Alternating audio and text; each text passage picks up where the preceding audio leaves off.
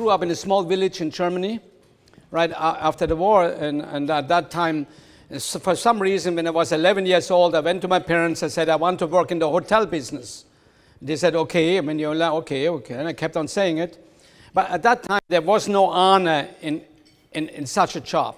There was honor in working in a technical job in Germany. If you were, the dream of any parents would be that a kid would be an engineer or an architect or even an electrician or a carpenter. Those were honorable things to do in Germany.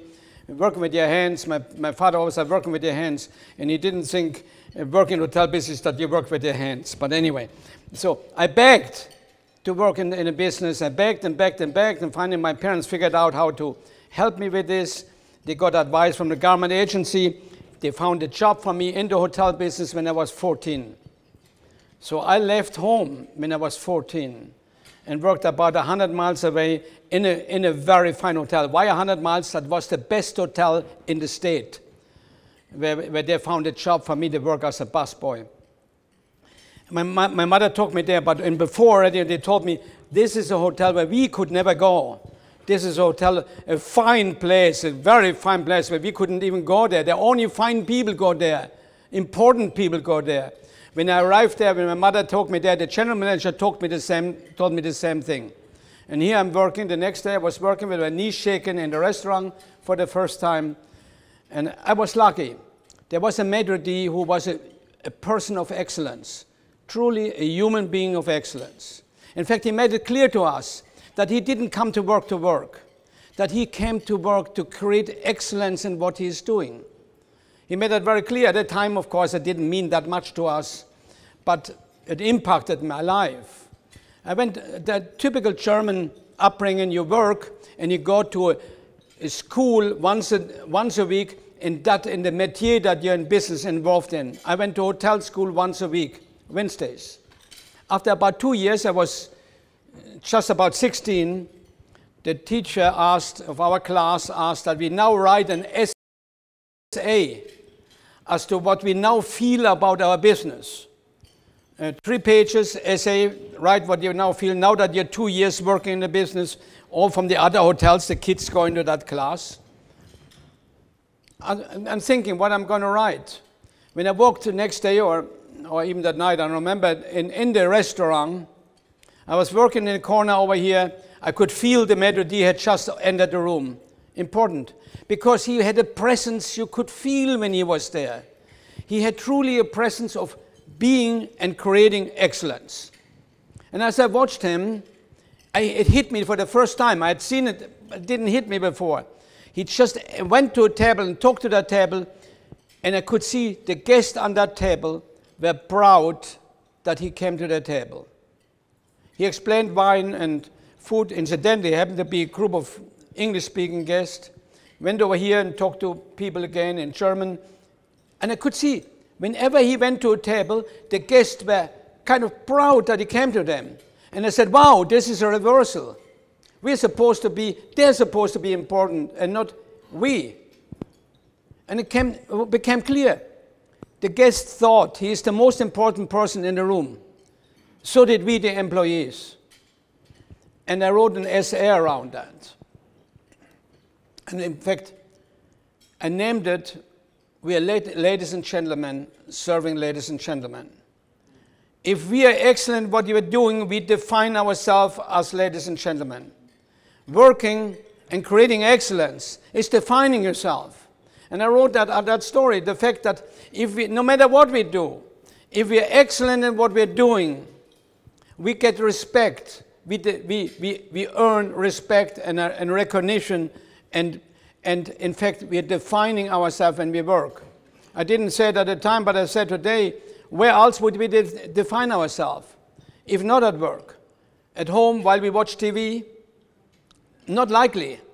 Because the most time of our waking time we spend at work. Why not use that time not just to work, but to create excellence and define ourselves as people of excellence? Basically, that was my story. I delivered my essay. A week later, I came to class again. I walked into the class. All teachers from the school were in the classroom, and the students and some other students, and my teacher read to everybody my story. That's why it impacted me. Otherwise, I would have forgotten about it. But I also had an A, which I never before had, never after had, and that's a true story. So it impacted me. With that, I left a couple of years later. I worked in the finest hotels in Europe, truly the finest hotels in Europe: Bellevue Palace Bern, Lausanne, Ouchy, Plaza Ardenne, Paris, Savoy, London, and so on, under a ship called the America Line. And then when I worked in London, somebody offered me a job to come to the United States. So I decided, okay, I'm going to go for a year. Don't worry, I did apply for a green card, and I got it, and I came with the right papers.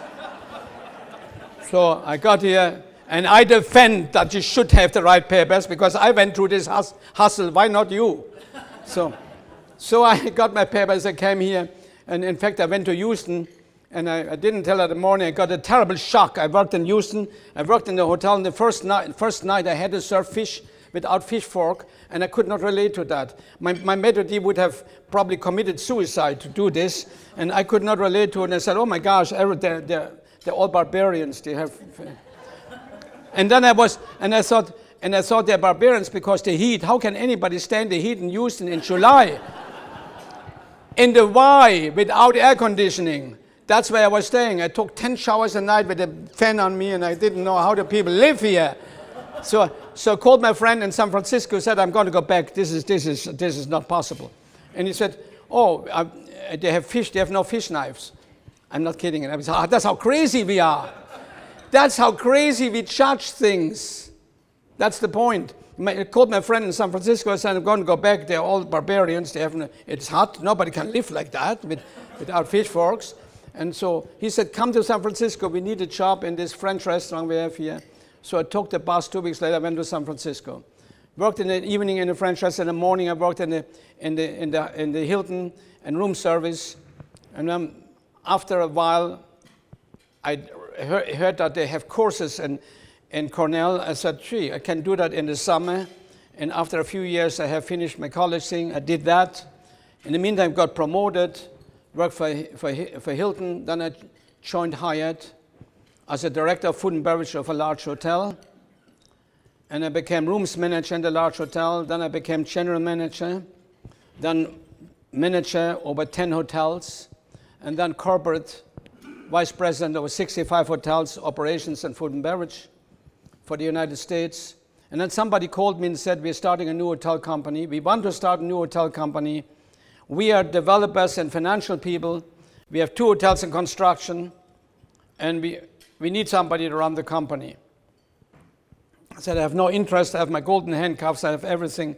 But they kept on calling me. And I started to think, what would I do if I would join there? And I started to have a vision, a dream. And ladies and gentlemen, if we don't work without vision and dreams, we have no purpose in life. We have no local purpose. We have no earthly purpose. And everybody has to have it.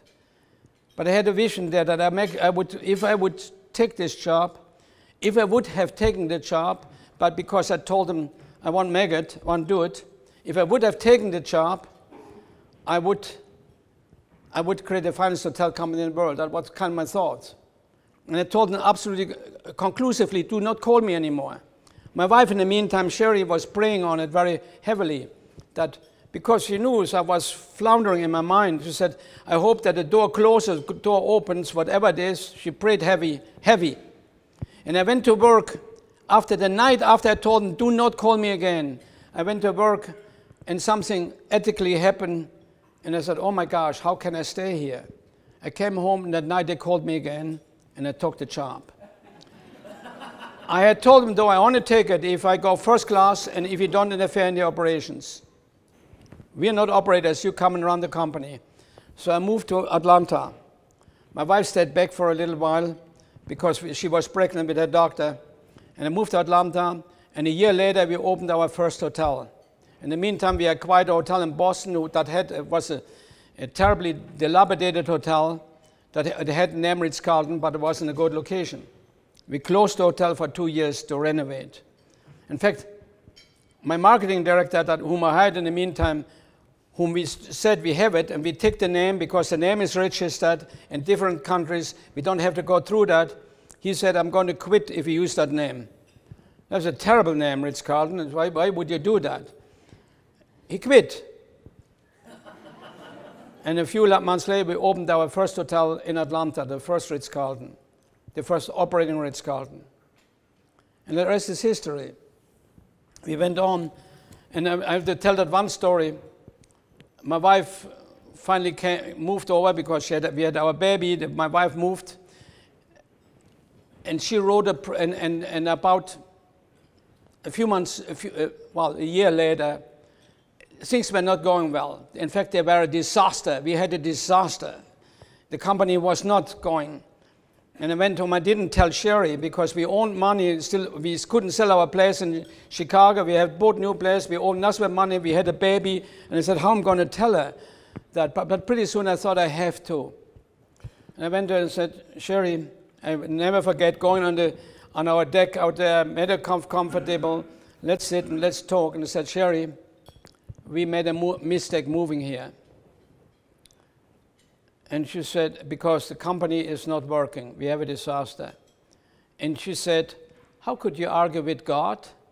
We prayed on it, we are here, don't argue with God. I said, never again in front of you. And she said, it doesn't matter if the company doesn't work, we prayed on it and we are fine. That is the faith of a woman, guys. And I said, okay, and she wrote a prayer for the success of the company. And suddenly things started to go well. 19 years later, I retired from Ritz Carlton. The painting was painted. Everybody asked why you retired. Well, I was traveling 250 days a year and so on. And besides that, the painting was painted. One more, one less. Who cares? And I read the prayer that my wife wrote 19 years earlier. On closed circuit, we showed to every hotel. Nobody knew I was leaving. I gave notice, and I was, as the founder, I opened every Ritz Carlton. I did the training in every Ritz Carlton, the first 55. If it was Shanghai or Philadelphia or Hawaii, it didn't matter. I was there. The employees all know me. I showed many how to make a bed and how to wash dishes and how to teach and taught them who we are. And then there you are, and it was a major success. We had in the meantime become the leading hotel company in the world. Not only that, the leading brand in the world. And now I gave my notice. Now I told all the employees I'm leaving. And I read the prayer that my wife wrote 19 years earlier. And I can tell you, people all came to me and said, oh, come on, you must have written that prayer a few weeks ago. Because all that she prayed for was right there. It is remarkable. Somehow, God was with us. Somehow, He was guiding us. And in the meantime, things happened, like I had cancer, was told I would have a year to live. That was 25 years ago. And all those things happened, but it became a leading hotel company. So what did we do to make it a lead hotel company? What was the big secret? Well, none. It isn't a big deal. First of all, but we had a vision. We had a dream. We had a purpose. We had the purpose to be the very best hotel company ever created. Some people may think that's arrogant, but how can I better serve the investor? How can I better serve my customers? How can I better serve my employees? How can I better serve society than be an example for them? If you are scared of being the very best, I'll submit to you, you're going against the Word of God, who wants you to be an example. A Christian example. I made up my mind. I made the decision. We will be the very, very best so that I can better serve the investors, so I can better serve society, so I can better serve the customer, so I can better serve the employees. How does it serve the employees? Well, let me tell you something. If a Ritz Carlton employee goes now and looks for a job, shall I go on? Or do you want to ask questions? I'm sorry. I'm getting carried away. I'm sorry. I'm okay. I get carried away. I'm sorry. So if a Ritz Carlton employee looks today for a job, and the 100 others are applying for the same job, the Ritz Carlton employees gets it. Why? Because we created the image of being the very best. And we help the rest of the industry to learn from us. In fact, we help the industry to learn from us, to care, to respect the customer, respect the employees. In fact, we hired employees not to come and work for us. We had hired employees to be part of us, part of our dream. I refer again to Adam Smith, who studied 300 years ago, mind you, 300 years ago. He studied the behavior of the human being. And he came to the conclusion that human beings cannot relate to orders and directions. And what do we do in business? We give orders and directions. He said human beings can relate to objective, meaning vision, purpose, and motive. We told him we want to be the best. That's our vision and purpose. And the motive is that so you have better experience, so we can grow, so you make more money, so you have more opportunity, so you have more respect and honor received from the world. So you can be an example and help others to be excellent. That's how we hired people. We oriented people not by showing them what to do, but by when we selected people, then we oriented people by showing them who we are. We said, come here, here's who we are, join us. Don't come to work for us. Here's who we are, here's where we're going to go, and here's what's good for you. We gave them purpose. In fact, not only Adam Smith, Aristotle, in thousands of years ago, determined if the greatest value in the human life is to have telos. Telos meaning having a great vision, a great dream, a dream of being excellent. And the more higher, the more excellent your telos, the higher the input everybody gives and wants to give. So why as businesses do we hire people to fulfill functions? I ask you, why do we hire people to fulfill functions? That's what we do. Let's hire somebody to clean rooms, to clean the floor, to wash the dishes. That's not why you hire people. You don't hire people for function. In fact, the chairs on which you're sitting right now is fulfilling a function. And we're dealing with human beings. With human beings, we hire people to be part of a dream, to be part of honor, integrity, a part of excellence. And consequently, that excellence will pay for all concerned. In fact, I told before, I went last November, I went to the meeting of 5-star recipients from around the world, the top hotel leaders in the world. When I was there, I was announced that I was in the room, and they all stood up and applauded. Did they applaud me? No, they did not. They applauded the image that Ritz Carlton has. And it's that same image that reflects on a maid, and if that maid looks for a job today, she gets a job because she has the same image that reflects on her. With other words, so what did we do? We made sure that we define ourselves each day. We make sure we define ourselves at each single customers. In fact, the highest mission in the organization, everybody knew. If you would walk now into one of my hotels, the Capella Hotel, which I created right after Ritz Carlton in the ultra luxury segment. If you walk into the kitchen, you can go to the far corner where there's a guy washing pots. And if you ask him, what is your highest mission here? What is your mission here? What are you responsible for? He would say, I'm responsible to make sure that the guest that comes here wants to come back by what I am doing. That should be the mission of each hotel. Is it the mission to check in? Isn't it the mission to keep change in the bank? I'm just seeing a bank over there. Is it? No, it's not their mission. Their mission should be to convince the customer to come back, to convince the customer to recommend you. And that's how we lived. And we related that. And I was to make sure that I related it to each new employee that joins the company. In every hotel I opened, I did a training. Every hotel, every Ritz Carlton, and I do it still in Capella hotels. You all know Capella hotels. Nearly all of you. Never heard of them? Yes, you have. When you watch TV, when Trump was negotiating with Kim, he was doing it in our hotel in Singapore. So you see, you know us. And that's an ultra luxury class hotel that I'm sold. I'm just overlooking it still and kind of consulting with them as I consult with other people too. So that and teaching, and so we established the vision. Then we established the mission of what we do. Then we established the points, the steps, that if we would take those 16 steps, altogether about 24 or 16 in one area, if we would do them better than the competition does them, because we knew the customer wants that. It's customer focus, the same way educators, you should be, forgive me, you should be student focused. The same way I have to be customer focused. And I know if I do those 16 things better to the guest, because that's what they want, the guest wants. If they do them better than anybody else, I will be known as the finest hotel company in the world, and consequently serve with excellence my employees and all concerned. Of course, I asked myself, is this what God wants? And there was a resounding yes. God wants me to take care of my employees. How can I take better care of them? But being known, make them known as being the very best.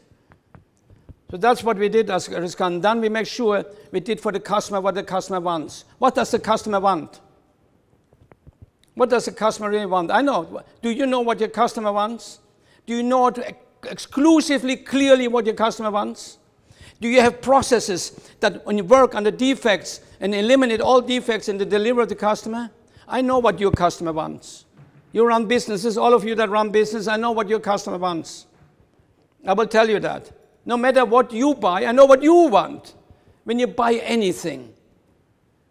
What do you buy when you buy anything? What do you want? I know it. When you buy a TV, or a car, or a house, or a sweater, or a bottle of water for that matter, what do you want? You want three things. See, I spent fabulous money to analyze those things, with behavioral analysts, with word analysts, and so on. What do you want when you buy a bottle of water? You want the product to be defect-free. That's a subconscious expectation. The subconscious is stronger than the conscious.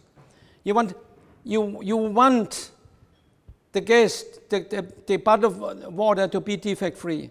You want it timely. You want it when you want it, not when they want to give it to you. And you want the people who give it to you to be nice to you. Wow. 3 steps that you want. What if you do those 3 steps better than anybody else? What if you create processes where you have less defects, where you're more timely and you care more? And here's the crazy thing that we somehow don't seem to get in business. That being nice is the greatest driver of customer satisfaction and eventually loyalty. What do you want to do as a company? 4 things. Number 1, loyalty. That's what you're doing. You work on the loyalty. That's why every employee in my company says, I'm here to convince the guests to want to come back. Be loyal. What is loyalty? They trust you. They trust you. That's developing trust. By you caring, they will start trusting you. So we made sure about that. We taught it relentlessly. We make sure that they understand that's what the customer wants. Those 3 things. And we work constantly in improving those things, particularly the caring. And the caring is the greatest driver of eventual employee loyalty. So, with other words, it's hospitality. Let's see what some people said about hospitality. In fact, St. Benedict wrote a letter to his monasteries about hospitality. And what did he say? He said at that time in Europe, when women didn't travel by themselves, when men traveled by themselves around Europe, they took shelter in monasteries. Year 500, 1500 years ago. He wrote to his monasteries and said, if a guest arrives, you all are in hospitality. The moment when you have anyone dealing with a customer, you're in hospitality. Has nothing to do with sleeping in rooms. Has to do with contact with the customer. That's hospitality. What did he say? He said, if a guest arrives, listen to that, and then compare it with the hospitality that you give. I compared it, and I sat down and blushed. He said, if a guest arrives, treat him as if it was Jesus himself. Wow. How do we compare with that? And in fact, he said, and if you have time, if you can, even if you're on a diet, on a fast, if they're alone, sit down with them and dine with them after you wash their feet. That's what he called hospitality. What do? We say hi, and we do them a favor when we serve them. And he said, no, we cannot do that. We have to give hospitality to each single person and care for them and show them caring. A great company shows that, and with it creates loyalty. Our company does 3 other things, by the way. They hold on to the customers. We measure every month constantly how many customers want to come back and want to recommend. And if it goes under 92% in a hotel, I intercede. In fact, I have moved in to hotels because it was under 92% and moved it back. It's unacceptable that top box.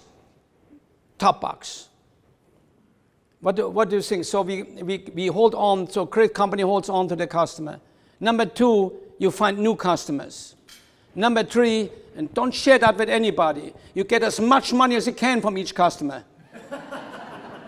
You're in business. You cannot afford to take care of your employees and everything unless you get it. But wait a minute. Why? What do I mean with that? We knew, our studies showed that the loyal customers spent more, they bought more, because they trusted us. They had breakfast, they had dinner, they bought stuff in the gift shop, they went to the spa because they trusted us. Number 1 is loyalty. Number 2, get new customers. Number 3, get as much money as you can. Number 4, be efficient about it. That's what a business does. So how am I going to create that loyalty? Well, I said it. By taking care of the customer the way the customer wants to be taken care of. Do we have a couple more minutes? Okay. Because here it goes. I'm looking at my friend, Scott, my friend, the banker, and I'm going to tell a bad story about a bank. Don't be mad with me, Scott. Please. Because I want to tell you, let's experience service in a bank for a moment. Let's experience it for a moment. Here I am invited to a major bank in Chicago, one of those old, huge buildings, and talk about customer satisfaction and customer loyalty to 300 managers. The day before, I thought I better go into that bank. Now, they want to talk to me about service. What is service? Be with me, everybody, because you all are in service. Service starts the instant you make contact with the customer. In fact, when they're in person, 9 feet away. 9 feet. Why 9 feet? I don't know. The human behavior says that you make a decision about somebody after 9 feet. So we teach, no matter what you're going to do, with 9 feet, you look at that customer and say, welcome, good morning. Not hey. Good morning, welcome. Or good afternoon, good evening. Service starts with a great greeting. It continues with complying to the guest's wishes. It finishes by saying, I was happy to serve you, goodbye. 3 steps, all day long, no matter what industry you're in. It may be on the telephone. Call your office afterwards. How you greet, how you establish the first impression. That's not how you do it. Instead of saying, this is the Ritz Carlton, I'm here to help you. Welcome. Comply. Farewell. So I'm in the bank. The day before, I go in the bank before I have to speak to them. They go in there, stained glass windows, Be with me here. Marble floor, marble pillars, all the way with a big mahogany counter. You can feel the money all around you, probably some of it stuffed in the pillars. And as you're in a bank, you feel it all around you. And then I went into the maze in front of the counters. Now, mind you, no defect, timeliness, and caring.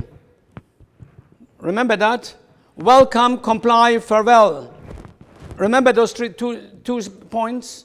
So pretty well, I'm first. I'm in line. And somebody says, I look left, and somebody says over there, next! Oh, okay, that was the first step of service.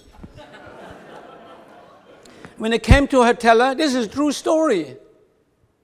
Let's experience what service is in our businesses, ladies and gentlemen. And I come to her teller, and she looked down. Men are worse than women, by the way. She looked down for a second. And I could see her face that I don't know her, so she doesn't know me. But when she looked up, it was perfectly clear she hated me. And I said, I want to just change $50. I want to just change $50. And she said, 10, 20, 40, 45, 50, next! I look at my product, no defect. I had a proper change. The timing was excellent. The caring was non-existent. And for the next 20 years, I mentioned their name when I made speeches. Because of one employee. You cannot compromise your excellence. Because if you compromise, because you want to be a good Christian, be good to that one person, you are not a good Christian to the rest of your organization. You have an overall Christian responsibility to be an example of excellence overall. That's what we have. So what could she have done? Let's experience it for a moment. The next gentleman, please. Now I'm coming over to her. Welcome, sir. How may I help you? Wow.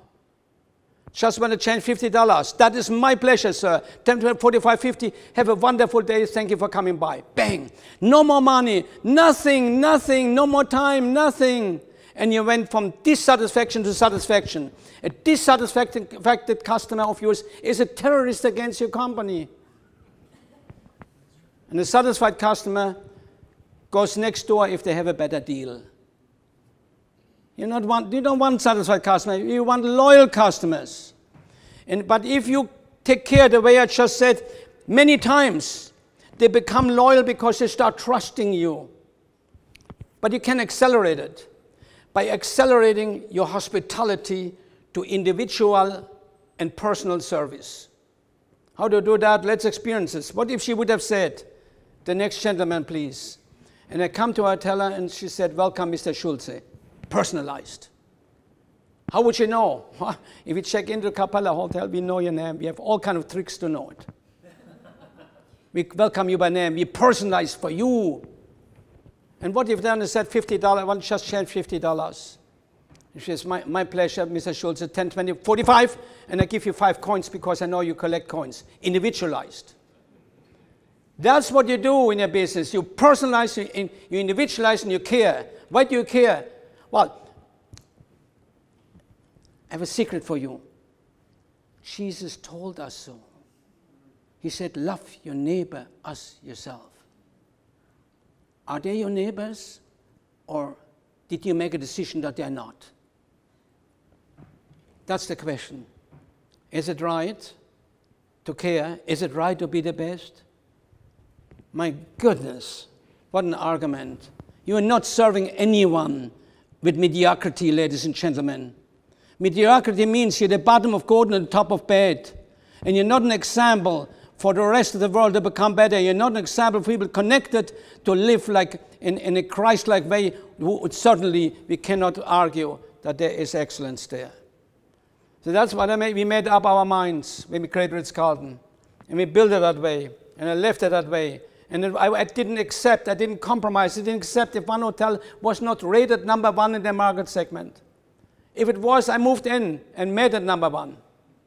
And that's why we became the number 1 brand in the world. And I left after a number of years, and on a Friday I retired, and it was horrible. And on Monday I said to my wife, I'm looking for an office. And she said, why? I said, I'm going to do it one more time. and she said, how dare you? How dare you do that to me? And I realized she's right. And I said, okay, you're right, sweetheart. I won't do it. And a few days later, she came to me and said, that's who you are. I want you to do it, and I will support you. And 14 years later, I have been as unreasonable as I was before, and my wife has never complained. I'm in love with my wife. I don't just love her. I'm 40 years married. I'm totally in love with her. It's nothing different. Excuse me, don't get confused for a moment. It's nothing different than building Ritz Carlton. I made a decision to build the greatest hotel company in the world. I made a decision to have a vision, a purpose for all concerned, a purpose of value, telos, fulfilling. I made a decision to allow everybody to be part. And I made that decision. I made a decision to believe in Jesus Christ. Just like a friend of mine who is an atheist said, he doesn't believe. He said, because you cannot prove that there is God. I said, but you cannot prove there's not. So in other words, you made the decisions against hope. I made a decision for hope. I made a decision, and in fact, in my mind, I know that Jesus was there. I think I can prove it. And I can prove it with having cancer 25 years ago and was told that I would die within a year. I can prove it. So that's how I live. And I made a decision to be in love with my wife. A few years after we got married, we sit together and said, we make a decision that this is going to be beauty till the last day, till we do our last breath. This is going to be beautiful. This is going to be honor and integrity with each other and support and total. That was a decision. I have friends who are getting divorced and said, we don't feel like it anymore. Well, pathetic that. You mean you let feelings come decide, or do you make decisions about your feelings? I made a decision. Then my wife, and then I went, and after that was going wonderful and great marriage. And so I went to a retreat by Tim Keller. And he said something that moved our whole life to another dimension. He said to men, to a group of men, are you in love? How is your relationship? Do you know that God created us for relationship with Him and with our wives that were given to us? We were talking to men. Do you realize that that relationship should be a lasting, a full relationship, full? And in fact, he asked, get it, men, listen, men. He asked, are you in love with the imperfections of your wife? And I said, well, that's asking a little much. And I thought about it. I thought about my decision to have excellent marriage. And I said, my gosh, yeah. Why do I all of a sudden separate some things out and put them over there? And I don't like them, but the rest I like when it is pleasing me. So I called my wife that night and said, things are going to change. We're going to move to another dimension. I will be in love. And forgive me that I didn't honor you all the time. Forgive me that I complained about lousy things. Forgive me that I behave like an idiot sometimes. Forgive me, and I will change it. This will happen. This is a decision that I'm going to change this. And of course, she asked me if I'm drunk or not. So, but the next morning, I thought, oh my gosh, I hope that feeling doesn't go away. I hope it stays, and it hasn't gone away. Because we sat down and we made a decision together. This is it. There's nothing better. There are two things in life. That is marriage, number one. Fulfillment, of course. Relationship with God. I take that out of the equation for a moment. We don't have to talk about, we understand what that means. Because none of it would work without it. And the other thing is excellence at work. Because that's where you spend time with your wife and work. How can we play anything else? Excellence at work, satisfaction at work, creating work, giving value and hope and purpose to people all around you. The same thing you do at work, the same thing you do at home. Good luck. Thank you very much.